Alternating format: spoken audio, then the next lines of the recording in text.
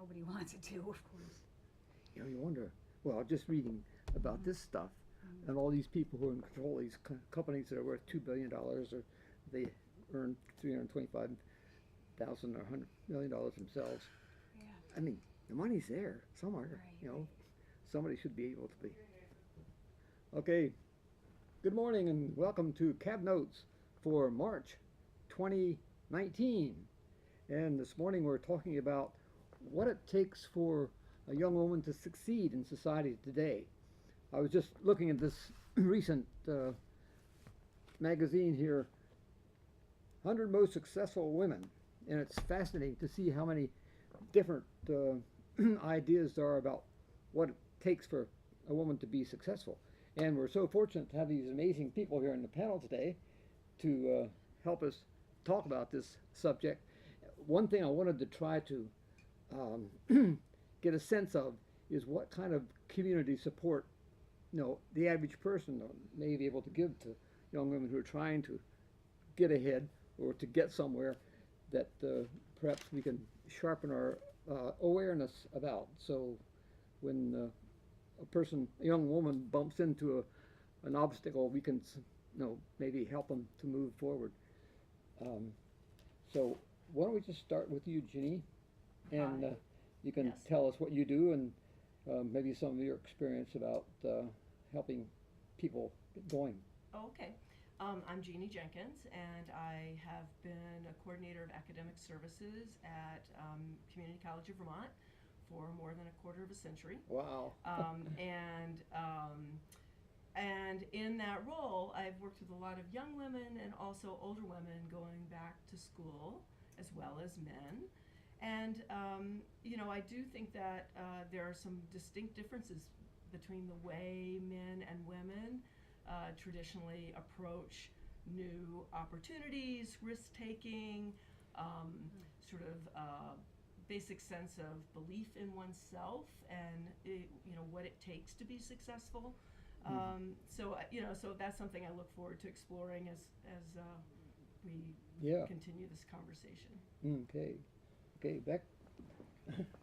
So I'm Beck Lenve. I am a production coordinator here at CAT TV. I'm also vice president of the Bennington Area Arts Council, which is new. I don't know if you knew that actually. Good for you. And my background in school is I studied journalism and social thought and political economy, which was a major kind of devoted to exploring the intersections of gender studies, labor studies, history, international studies, pretty much poli-sci, like all of the things that you could use to kind of analyze the world around us all at once. So I definitely have a lot of strong opinions on my experience as a young woman especially in the media industry, that I think I wouldn't have been able to really be able to define without my other schooling there, because turns out media is a very gendered industry in strange ways. So Yes, I guess that's unfortunately true of a lot of areas. Yeah. Lisa, so you've been cogitating this topic there for a little while now. Right. Well, and I'm a psychotherapist in private practice, and I think it's my 19th year this year here in Bennington in private practice, which is pretty amazing to me. Yeah, I work with every age, so from little kids all the way up. And absolutely, it's a huge issue in the work I do privately with people, you know, of every single age. And for sure, like that there's several different sort of themes that emerge in therapy that I think relate to what we're talking about. I'm excited to talk more about what you said about what supports exist, because I think that's really important, and obviously therapy is one. Yay, we have another person. And just speaking to like some of the needs of young women. Hi. Good morning. Good morning. Good morning. Welcome. Thank you. Good morning. Hi. So one of the things that comes up every time is just the need for how to develop self-confidence. And, you know, and then the line between being assertive and being aggressive. And it's so different for girls and men than it is for boys and women. And that's always comes up. And it affects every aspect of someone's life in terms of being able to actually, one, identify what you really want, and then ask for it. And then if you're denied, how do you persevere to get what you want when that happens? Because that happens a lot. So. Right. You know, approach the barriers as if they're not the end of the line. Right. Yeah. How do we work with that, and how do we support, especially young women, when this is the real experience? This is a patriarchal culture we're in. It still is, and that's probably not going to change anytime quickly. So, and actually just identifying that sometimes still sounds like a radical thing to say, and like to me that's a little perplexing. You know, I've been saying it for over 30 years, and aware of it for longer than that. But yeah, when you say that, still there's what? So, but kids get it right away, intuitively, and if you give them the voice, you know, you actually listen to their experience. That's profound, I think. And then once you listen, it's not enough to just say, "Oh, I get it." It's like, well, now what do we do? What do we do, and how do we help each other, right? When we're struggling with that. Yeah. Does that make sense? Well, Betsy, welcome. Thank you. And give us a little of your background, where you're coming from. So I I'm currently the Director of Career Development and Internships at Southern Vermont College, and I've been there for right around 5 years. And through that role, I've connected very heavily with the local workforce and education group, as well as supporting you know, helping that group to support access and exposure to education, access and exposure to different types of pathways to workforce, and just really kind of passionate about, you know, sharing whatever we can with our young people to get them to work, to get them to find their passion, to get them to get that sense of self-worth that you were speaking about, so that they can be open about what can I do, what could I do, what should I do.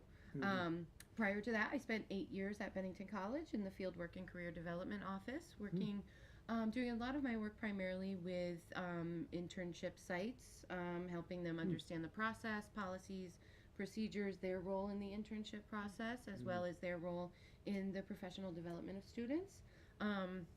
Which is all work that bleeds over to my work at Southern Vermont College, but a lot more work with students, which is kind of my passion. And just helping them build those internship models for what works for their organization or institution, and helping students kind of identify what they're looking to do. So, you know, my role in life, I suppose, is to just help people become better in any way possible. Yeah. Awesome. Great. So you had some more ideas about. Well, I think if we're going to talk about how to help women be successful, I think first we need to realize that there are a lot of different definitions of success, and People's Magazine is one very narrow sense of what it means to be successful, I would guess, and it probably is determined more from a male model of success than a female model of success, and I do think they're different. I think women tend to work more collaboratively. They tend to need less personal recognition for their work. They're more willing to share recognition, and they often are motivated by sort of a community good. And that doesn't mean that we don't have personal goals and that we don't want to be, you know, classic success. But what it does mean is that sort of how we frame what success is in a bigger, I think, is a bigger is a bigger screen than just, you know, did I make $1,000 or $100,000, and, you know, did I win this prize, or those sorts of things. And I think that really matters, because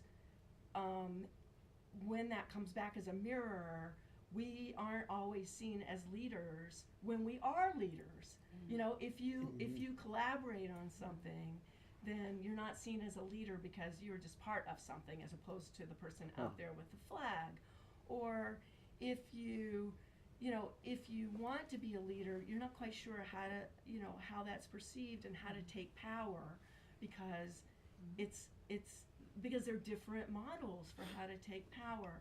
And then and I think it even plays. There's this wonderful woman at the University of Cambridge named Mary Beard, who's written a lot about women's voice and power, and the way women are perceived, and the way women are held back or pushed down for trying to show leadership. And one of the things she talks about is public voice. That when we are out in public and we say something, I mean, we have all women have experienced this. You say something and it's a great idea, and then the guy next to you says it again, and they say, "Tom, that was a great response." And you're like, "What am I, chopped Over liver?" here, yeah. Yeah. Invisible. And we all know that. All women know that experience. It happens to us over and over again. So I think when we think about success, we do want to think about whose success are we talking about, and what, is there room for multiple definitions of success and leadership? So I would leave you with that. Very good. So what do you think of that?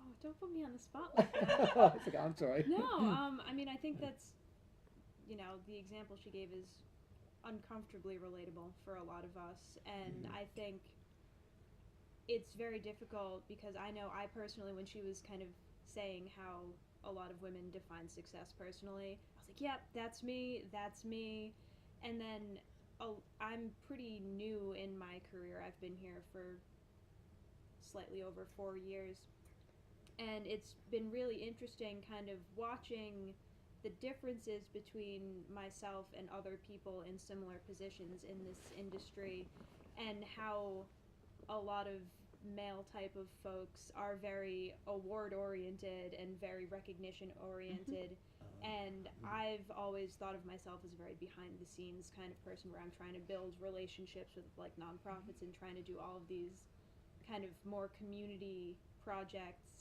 And it's actually, I frequently have to kind of take a step back because I start to get kind of like grumpy, for lack of a better word, when there's a lot of recognition being heaped on people for certain things that to me just aren't really my priority, and that's okay because we all have different kind of areas of focus, but it often feels like kind of the female defined idea of success can easily be overlooked by people, and it makes it very hard to kind of remember your own value in the community or in your organization when the traditional measurements of success aren't there for what you're doing, kind of. So I found that way too real when you were kind of laying it out there. I think, to speak to Jeannie's point about women in leadership roles and powers, I don't think many women are motivated by power.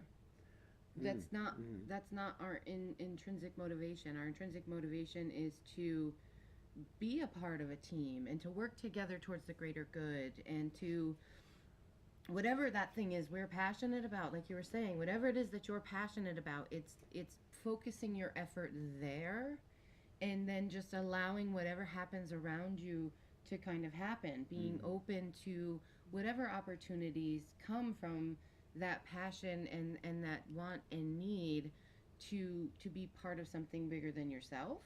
And with that just breeds almost a form of leadership, and people are kind of want to come to that table of and so by accident almost do we become leaders, and by accident do we start to kind of gather power, and that becomes the moment of where I have this, now what do I do with it? Because as women, we're not trained that way. We're not taught this is what you do with that. You take it and it's yours. It's not about taking It's not about taking it. We don't want to take it. We want to share it.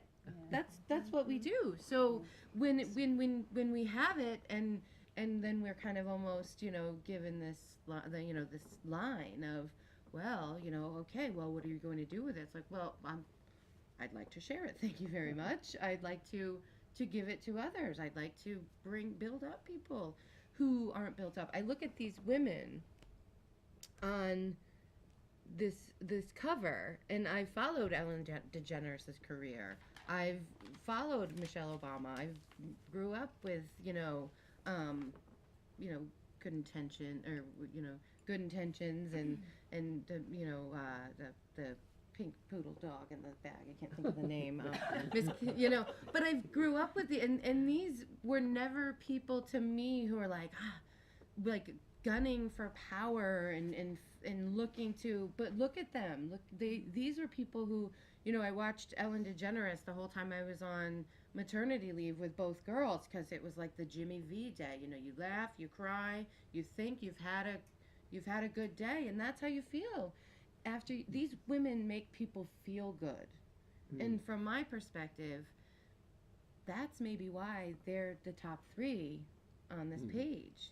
And again, it goes back to that, maybe we're handed this accidental power, and then we're there to say, okay, now who wants some of it, as opposed to this going back to your idea of how do we define that. My definition is, how well did I share what I got? How did I give some to you? How did we do something together? What do you want to do together? That to me is a definition of success, and that's a leader from my perspective. You raised so many great points, and it's so interesting. I think I feel the power. I feel the power energetically in what you're saying, even if I wasn't listening to the words. Your body was flowing, and this is just something we all have. We all have this. I love that you use the word passion. To me, that's what arises naturally when we feed our natural energy. We all have it. Now, you also said something really interesting. No one said this word before, control. But there's a difference between accessing our natural, powerful energy that we all have, which then ripples out and everybody feels it. It's a very natural, organic process. And then trying to control that so that you have what looks like perceived power over someone else. Now, we are not in a culture that is equally, we're in a power imbalance. And so, the dominant, which in our culture is men, in order to maintain that perceived power, which is, I think, very different than this natural power that we're identifying, that I think we all agree on, we all have. Everybody has that. It's not like men and women have it differently. We all have energy, chi, ki, whatever you want to call it, life force, passion. You can all access that. However, boys are taught to deal with their innate passionate power differently than girls are, and this plays out in every realm of our lives.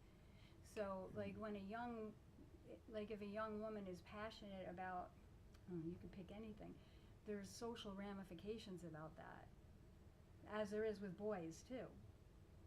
And unfortunately, this is where the gender stuff comes in, which is just a social construct, but it puts limits on what we are allowed if we let it. If we follow the norms, that's the reason that's there, is to control. And that's by nature the opposite of letting our natural energy flow. So there's like this dynamic conflict. So there's this right? beautiful Nike ad, and we all have our feels about Nike, I'm sure. But it plays off of Serena Williams and how her passion comes out. Oh yeah. Because she Perfect does not example. allow her passion to stay in. She wants to share it with the world, and it flows. And it comes out very, very much like Pete Sampras would smash a tennis racket, or, any number of professional athletes, just raw emotional response to what may or may not come of their life's work, their passion. And this idea of, why does society or media call Serena crazy, Right. but Pete is passionate? And so this whole this message is show them what crazy can do. Right?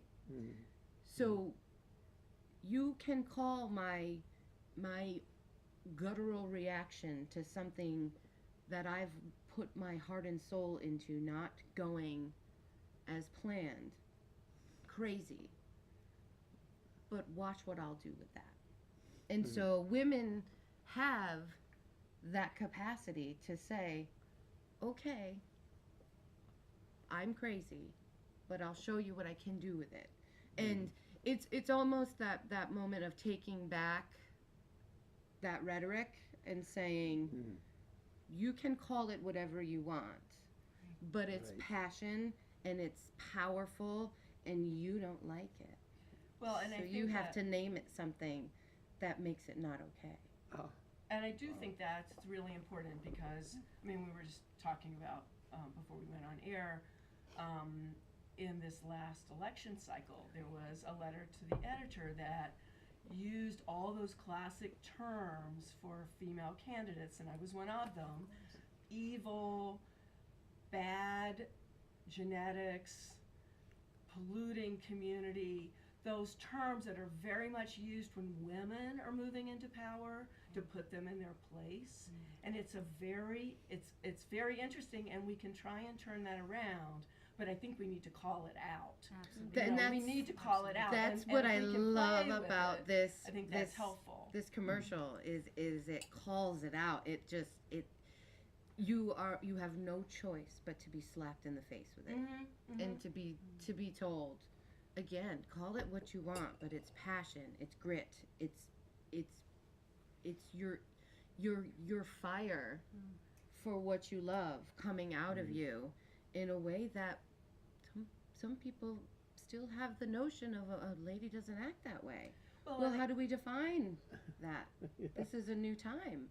So it also, I think, feeds into that sense of risk taking, which girl. So there's I also think there's a language there about girls are supposed to be more on the perfect side. So even in school, and there's a recent book out that follows valedictorians for 14 years, follows 81 valedictorians, and many of them were women, but I think this applies more generally to girls that are really successful in school. And in order to be successful in school, you aren't a risk taker. You follow directions really well, and you excel, and you don't open your mouth unless you know what you're doing and you're right, because that's considered success in school. And then you get out in the real world, and what is actually considered successful is being a risk taker.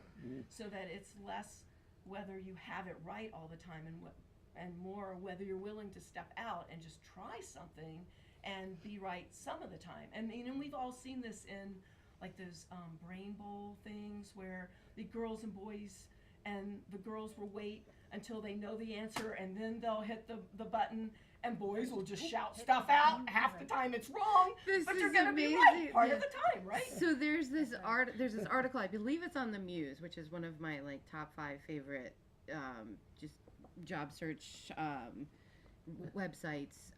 They have a ton of great articles, but there was one article that just sticks with me, and it sticks with me especially because of the work I do with young men and women getting ready to enter the workforce. And it had this statistic that boggled my mind, but it said that if a man looked at a job posting and had 50% of the qualifications, he would apply. He'd apply confidently.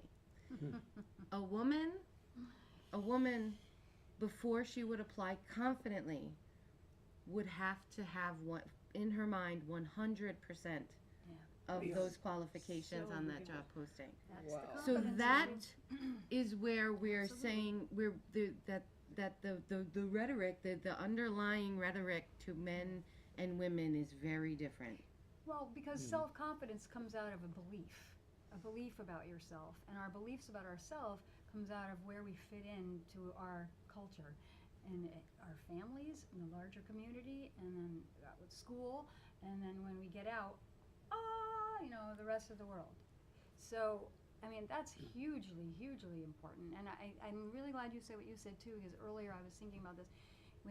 How we define success, it's sort of, it depends on where our focal point is.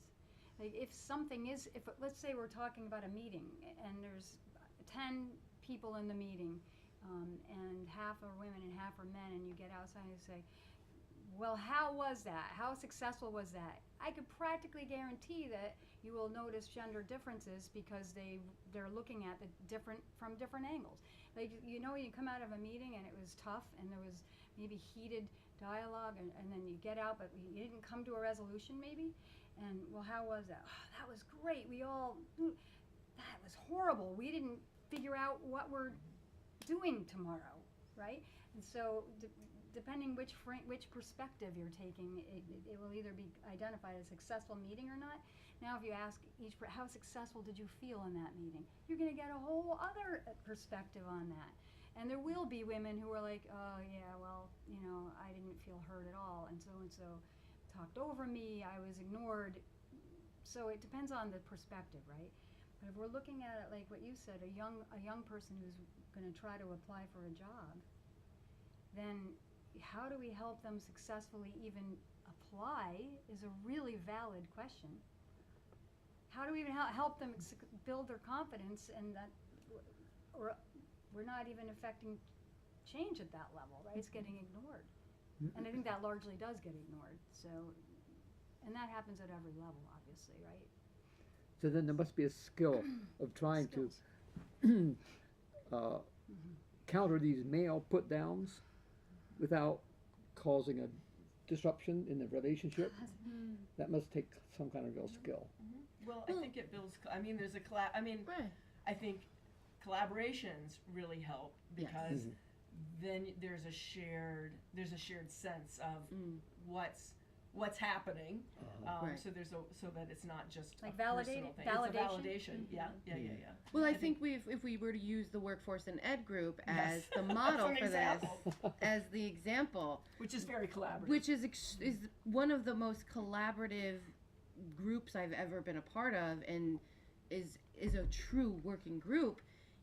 We have state legislatures on the group who attend monthly, do not miss meetings. We have, very important people in this community, who are at the tops of their ranks and are, we're all at this table. And I was almost going to stop you to say none of this is to attack those that for certain that we work with right now or who we have worked with in the past, because I feel personally right now more supported and uplifted by the powerful men in this community and feel very respected.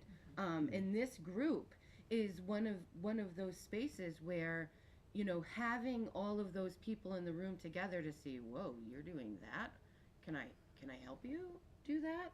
Is much the response that we receive. And I think that is to start to answer your question, one of the ways, like Jeannie said, to really start to close that gap and to reframe the way that that society and especially in the economic and business sectors of this is like we all have really good things to share and contribute, but we really do have to listen to one another, and I think that's a true way to be successful is really listening, and not listening to respond or react, but listening to learn and to grow and to understand. In fact, I'm thinking that you are probably a major risk taker.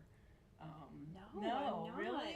It feels like you need to be in this in your profession. I guess I don't consider myself one. It's actually funny because when you were talking about the job application process, I applied here very non-confidently because I was like, I'm passionate about community media, I'm passionate about storytelling. I don't have direct experience with some of this stuff, and they're just going to throw my resume in the trash. And the first time they did. The second time, they pulled it out of the trash when another opening came up, and they're like, oh, hold on a minute. And the main reason that I was actually able to get this job, which was really funny, because I heard this from our executive director afterwards, who is also a woman, is that when they asked me if I knew something, I very confidently would tell them that I didn't. And that was not a thing that, because I'm pretty sure all of the other applicants were men. And a lot of other people would kind of do the, oh, I know that kind of sort of a thing. And I'd just be like, nope, I could probably learn, but I've definitely never done it. And it was, I think, kind of the fact that there was another woman there kind of willing to listen to how women communicate about their skills and their confidence that actually made the difference in me getting into this industry really in the first place, because kind of just the different ways that people, a woman will tend to be a little more, you might take risks kind of on a personal level, but you don't want to make waves, and you certainly don't want to make, a claim that you can't back up. And the thing with the quiz shows and you tend to kind of, you move when you know that you can on something. And so I think kind of one of the things that we can really do, really anyone can do to kind of help empower women to be pushing themselves out of their comfort zone a little more effectively, is to kind of recognize that women very often do communicate differently and do kind of, what they're going to tell you about themselves comes from such a different lens than what men will tell you about themselves. And you kind of need to turn on a different set of ears for how you understand what they're sharing with you, and how you can kind of take that and learn who they are as a person and what they have to offer. So I think that's kind of, even whether you're raising your child or doing a job interview, just kind of being able to listen differently. And it's a shame that women have grown up the way that we have very often, where we feel the need to communicate so differently and so much less confidently at times.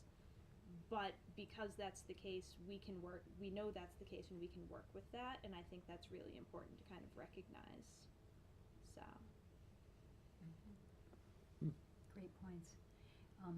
I think you don't give yourself enough credit either, because it actually is risk-taking to say, I don't know.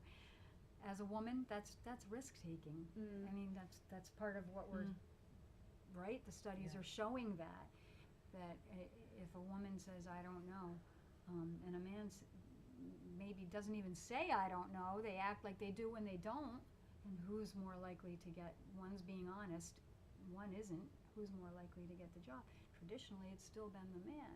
So that is a risk, and it's really cool to me listening to you, because you're so insightful and aware of that. And I think you raised some really good points about how we can, how we can work with it so that there's opportunities, and there's opportunities in here. In fact, there's always opportunities where there's discomfort. And so I love that you frame, how do we help people kind of push out of their comfort zone and know they're okay. See, that's the key, right? Right. That's where, if we get in a place of fear, and literally we know that different parts of our brain light up, right? And we have our own personal way of coping with that, right? Well, and I think if we're talking, if we're moving it back to success at kind of a primal level, it's the idea of when we fail is almost when we become most successful. I mean, how many things have we tried to do that were like, that didn't go the way that we thought it did, but it taught us so much to make it so much better the next time. And so I think that really helping not just women, but all ages and everyone understand that in order to be truly successful, you are going to fail at times, and that's okay. and that those risks are worth taking, because those are the things that are going to help you grow and achieve and become successful. I think also, though, Beck's point about mentors or models Yeah. is really important, because I think as women are in positions where they can help others that are exploring career trajectories or different ways of being, it's really important to have women who can say, yeah, here's what I did, here's what I perceive, here's what I understand are going to be the places that you're going to see bumps. And I do think a lot of women do serve as mentors or models for other women, and I think that's very helpful, because I think we are both we're both trying to expand what is success and what does leadership and power look like from a broader perspective than a classical male model. And we're also at the same time realizing that as we try and change that model, we still have to live within it, so that we still need to understand what those rules are and how we can do that, knowing that it's often outside our comfort zone, because it is not it's not primarily the way we want to navigate the world. I'll even say, extrapolating from that I think you said this earlier, maybe even more eloquently than I'm gonna, because I'm feeling blah, blah, blah. But like when we don't live up to what, like, the male model, or I don't like calling it that, because it's just more socio-cultural around success means I've made so much money this year, for example. Then we can't even see the things, like, they're not valued, and so it actually takes skills to, like, step back and look through, like what you said, a different lens of, oh wow, I did this year, and that's really valuable. And right now, it's valuable now, not just because it's attached to some outcome that later on then I'll get an award or something. It's just valuable intrinsically. So I felt personally to try to put more women in positions of authority. A couple of years ago, I was running for the school board, so I had all my petitions signed, and handed it into the town clerk. And then a friend of mine said, "Oh, this woman wants to be in the school board from North Bennington." Oh, well, I was all for that, because unfortunately my experience with the school board was, once you got in executive session, it was like being in a locker room. It was bad, So to get at least one woman on the board, I went down to the town clerk and said, "Hey, forget that petition, I'm not running." So, get one person, one woman in the school board that way. I'm happy you said that. Jean and I were exploring with Lodi Colvin how many women have been on the select board in Bennington for the last 50 years, and beyond that, no one has a memory of it. But in the last 50 years, there have been 5 women on the board. The first was appointed. Interesting. Lodi was the second select board member who was a woman, and that was in the 80s. And she was the first one to run and actually, win a seat. And then she became board chair. And then Sharon Brush was on, and then Jean and I. That's amazing. Wow. So when you think about how we make decisions, and the sort of language and just the cultural pieces around who we are as a community or a school or any entity, the more diverse and representative of our community that board can be, the better off we are. I do think that's really important, and it is outside of women's comfort zones often to run for those positions, but it is really critical, because it also allows them to be more collaborative. I mean, that is the way that you build that change in power structure and definition of success, is by being part of that. But that diversity isn't always valued in other parts of the community. So then, it takes a commitment to those of us who do value it to sort of stick together and support each other when it's quite the process. There's like a critical mass too. So I'm really glad you said that too, and that you brought up yours, because it's interesting that you're on a select board now with another woman, and even you said, well, there was that other voice. We've all been speaking about how important it is, but often we're the only ones. Like, well, I'm the only one here, and the skill it takes to deal with that is different than the skills Yes. when there is support.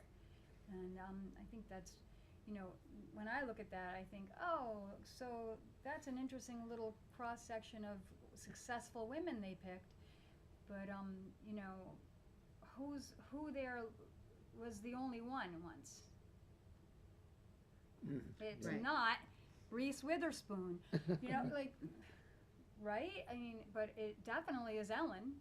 She was the first person to say, I'm a lesbian, I'm openly gay, and look what happened. It took years. That hurt her career for years, and she persevered. So, I don't know, and there's a lot to be said for all of this, but, again, back to the key word is skills, and how do we develop, the skills that interpersonally, and then in groups, like how do we, because there's a whole different set of skills that emerge when you're in a group. Yeah, I do think it is important, and I think I see it at an elementary school level now, that there's a lot more encouragement to take risks, and so that language is used.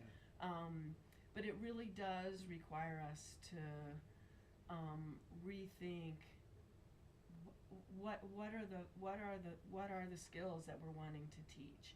Is it stepping out of your comfort zone on a regular basis and allowing yourself to be wrong, and learning from those mistakes, and realizing that being wrong is not the end of the world. Like, it doesn't make you less of a person. And I think for women traditionally, somehow that it's been shameful to be wrong, to have misspoken, so that we're very, very careful in those realms. Yeah, wow. I'm chuckling because I'm thinking about like a theme that has been just really central to my work lately with people, and just personally too, but sort of knowing or recognizing and identifying no, and where you feel no, and where no is obvious, and how we move from no, which keeps me stuck, into yes.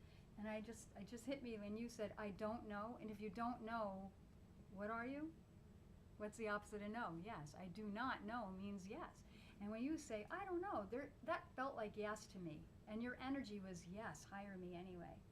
And that's different than if someone says, I don't know, and the focus is on no, and they're stuck in no. And I don't know if that makes any sense.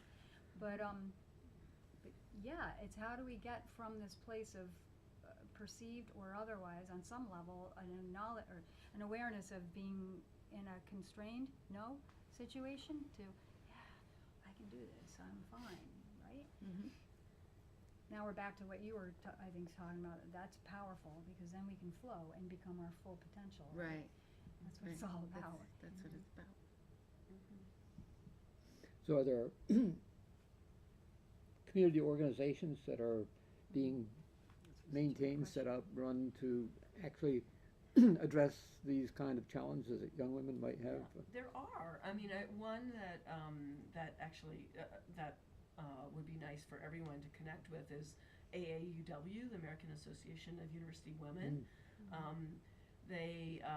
It's a fantastic organization that actually supports women on a number of different levels, financially and through just offering mentoring support. And the branch in Bennington is very active and has given scholarships to women at CCD for I don't know, for a number of years, to the tune of a lot of dollars. So I think they are an organization that very much wants to connect with women and help them build to their full potential.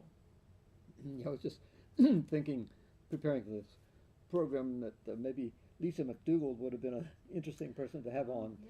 She talked to the AUW there a couple weeks ago at the UU Fellowship, and her story of how she succeeded, even after running into all these different obstacles, and now has this, vision of really becoming a fantastic organization. It was just absolutely, totally inspiring. Really. I It wish is. I'd been able to go to that. Oh, it's video. You should be able to watch it. Wait, it was? Oh, it wasn't. I'm sorry. No. I thought it was too. I, thought heard I, it was. I videoed something in the same place a few days before. But Ah, Have Yeah. to have her back and videotape it. yeah. Have her on the show. Have her on the show. Yeah. Yeah. Okay. Next time. Okay. Innovative people. hmm So, what are some of your personal experiences of bumping into this wall of masculine obstruction? Oh boy. That's a loaded question. Yeah, Oh, that my is actually. God. Oh, there we Yeah, go. you can How attend did all you- kinds of people. That wouldn't be loaded language, would it? Right. Oh boy. It strikes me right off the bat that there's such a spectrum. Yeah. You know, and there's from outright violence. Yeah, I mean, I've had violent things said to me before. To just the more ones that no one else recognizes, but you're left like, what the heck?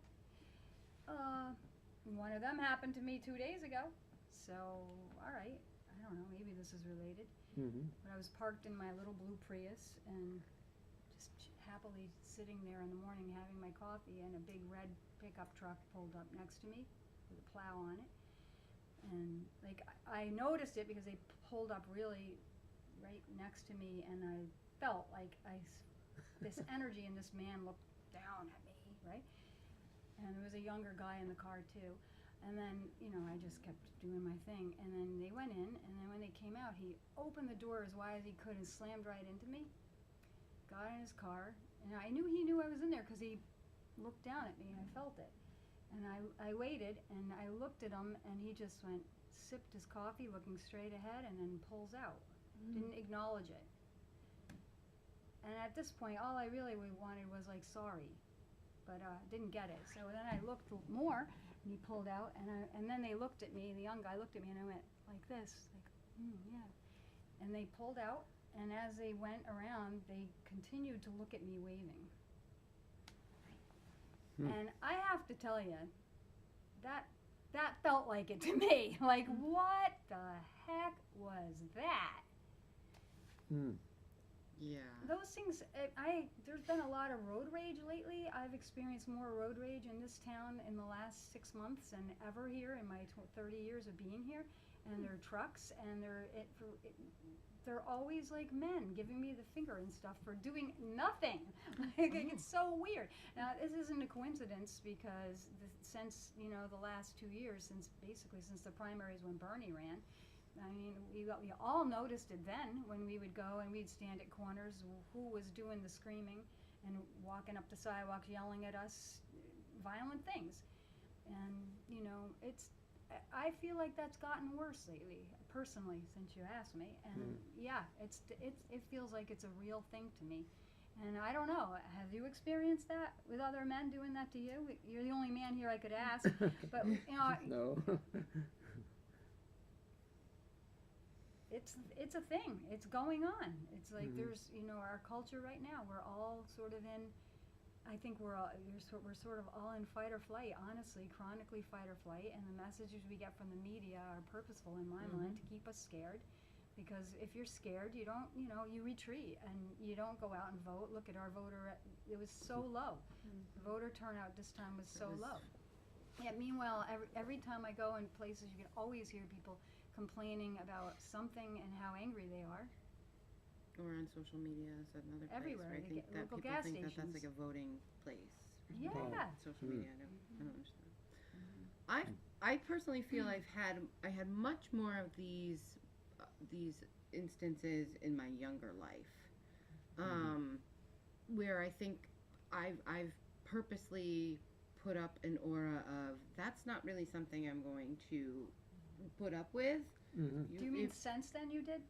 Well, I don't know if it was just an innate response to some of those to kind of like dealing with that as a young person, comments or catcalls or assumptions, but I do feel as though it happened much more in my younger life. I've been very lucky in my professional career to have worked with wonderful progressive men who value women and understand the worth of not only the work that I do and the value that I bring to the institutions that I've worked for, but also the other women who I've worked with. That said, I've had conversations with many of those men about how the political climate has affected some of the social norms, some of the just feeling of, you know, I can do and say what I want. I'm thankful beyond belief that I am married to someone who most people know, and I am a married woman, and that I don't have to deal with likely some of the things that other young women and other women have to deal with, because I've not had that experience, because likely I or my husband know who that person is and they would hear about it. But why should I have to put on a front in order to not be treated differently than anybody else? Why should I have to be assertive as a woman, you know, as it put off that aura of I'm not going to deal with that? Why shouldn't it just be understood, a mutual agreement amongst all of us? Yeah, very good. Very good point. I think my experience, I haven't dealt with a lot of kind of direct aggression from men in my work or my social life, which is actually surprising because I'm pretty much the only girl at a mixed martial arts gym right now, and which is its own whole thing. But in my career, I've actually noticed this interesting thing that took me a while to pin down, where our office, there's kind of 3 people in the production office who all have similar skill sets, but we like kind of specialize in different things. And this is difficult for me to say because I'm not a confident person here, but I think of the 3 of us, when it comes to the actual nitty-gritty technological stuff, I am generally the one that has the broadest knowledge base.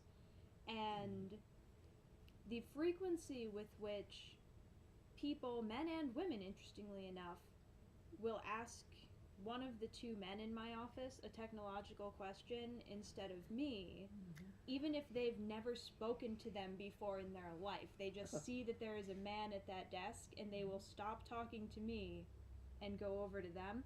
Happens incredibly often.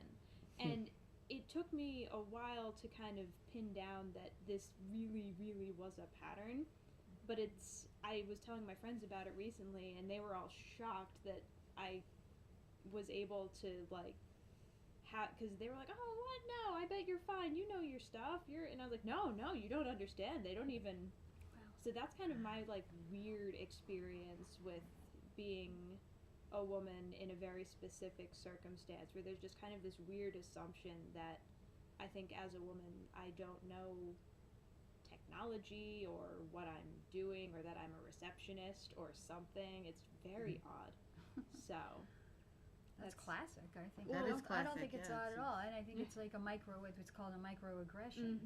And you know, it, in any group that is undervalued, that's what emerges. That these little patterns that, and you actually like don't even believe yourself at first. Well, Just right, like because what you it said. seems like I'm being paranoid, but the more it happens, It's I'm like, real. no, this really It's a real thing. happens. Yeah. And you're the only one, so you didn't get the validation right away. Right. That's what like, we were who would I talking about ask? before. Who could I compare it to? Because there's no other women down here in this building. We're Right. run by a woman, but I'm the only other one, so Absolutely. it's weird. So I think to play off of that, when I'm going to use SVC as my example. So the banner did an extraordinarily good job of really covering SVC's closure announcement recently, and I was really struck by the fact there were pictures, and this, I love the banner, so this is not a knock on the banner. This is really more just how we, as society, how we see leadership. It had pictures of 6 men making comment about SVC's closure, and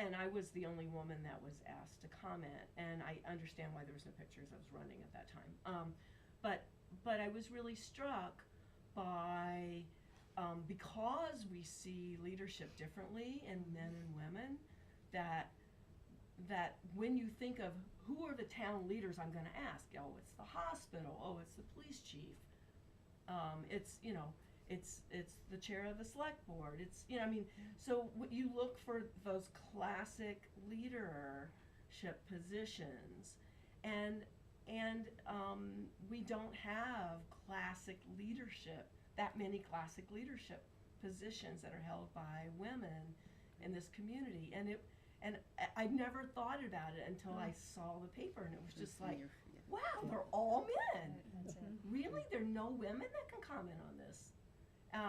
So I think that until we change that dynamic, and women are seen as leaders, and not just because they hold a particular role and therefore will get called for comment, but because they are interesting people who have interesting things to say, and so you want to hear from them.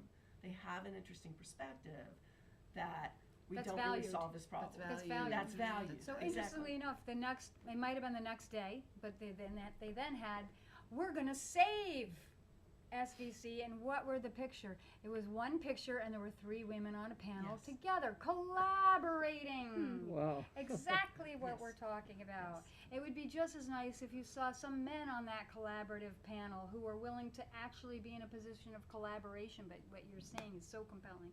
We look for the leadership is a man, and the collaboration is under here somehow, and it's a woman. Women, right? Plural. Getting together.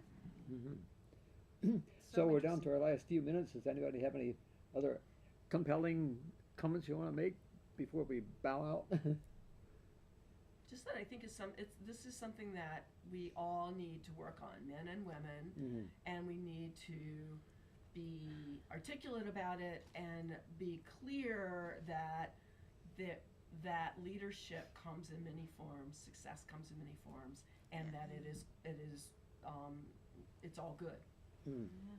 Yeah.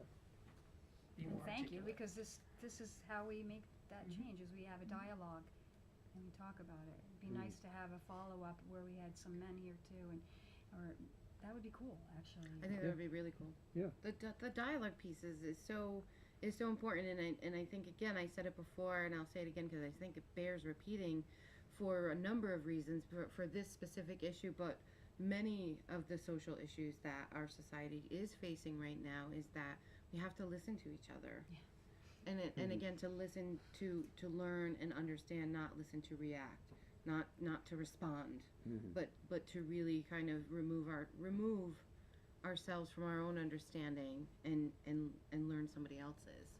And that's the important piece of this. And I think, as I said, I've had the luxury of working closely with men who respect and value women, and I think that's the reason, is they listen, and they listen and they want to know more, and not just respond. Right. I can say Listen one to other learn. thing about this and take it another level, because we never explicitly said it, that this sexism and heterosexism and racism is all connected, and it's not up to the oppressed group to make the change. Right. So it's interesting that here we are. Oh, we'll all talk about this, and we know we all have some insight that's very valuable about what could change. And it's fine that we want to support young women for how to deal with it, but men need to step up and make the change when men are the ones who are in the dominant power. Just like in racism, it's not up to people of color to change racism. They can't. That has to happen here. Yeah. So, I just feel like that was important to say. Very good final statement. Thank you. Thank you all so much for coming. Thank you. This has Thank been you. awesome. Yeah.